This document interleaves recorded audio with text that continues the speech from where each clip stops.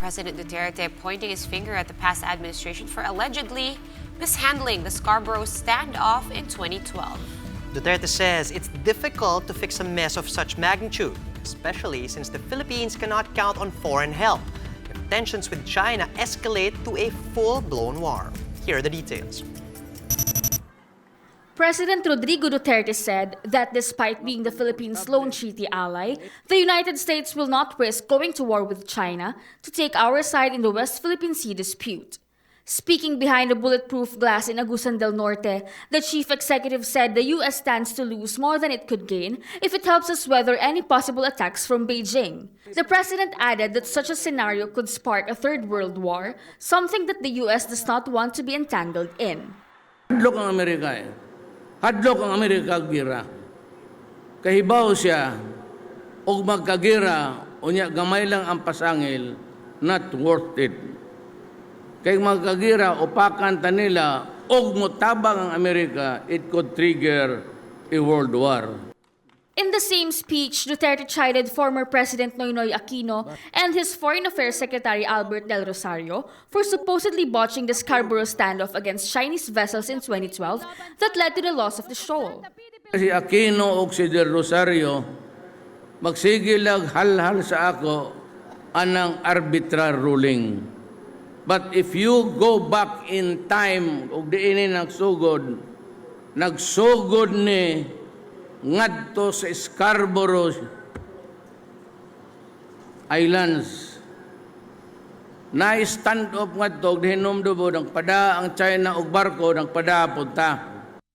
The president explained that when Del Rosario decided to file the arbitration case against China, he also ordered the withdrawal of Philippine ships in the area.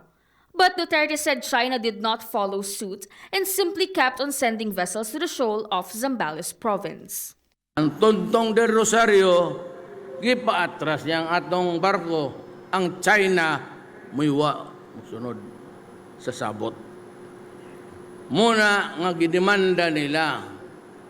Karon, ang China, in the meantime, while the case was heard dito sa arbitral ruling, arbitration court, sige na sila og pada.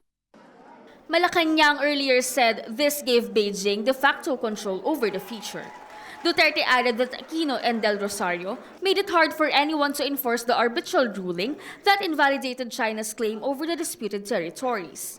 He said it's even harder for a country like the Philippines to push for its implementation, especially since the country just does not have enough military muscle to assert its position.